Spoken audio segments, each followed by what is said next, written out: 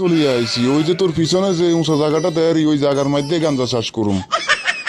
আব্বা আপনি ঠিক কথা বলছেন, ইয়ে গাঞ্জা চাষ করলে ভালো হইব আর মনে হয়। তাহলে কাইল্লা তুন কাম শুরু করে দিমু, তুই কি কস? কিল্লাই খামা কান নেগিন করতেন যা আর নেগিন আতুন ভালো লাগেন না। হন গাঞ্জা যেভাবে মানুষ মুখ দিয়ে খায় হুঁতে দি চাই দেয়, এইভাবে তো গাঞ্জার অভাব হইব। ইয়াল্লাই আই চিন্তা করছি গাঞ্জার চাষ করুম, তাইলে আর অভাব হইতো না। আমরা দুই বাপ বেটা গাঞ্জার কৃষকগিরি করতাম কেন? আমরা দুই বাপ বেটা ছাড়া তো আর কেউ নাই।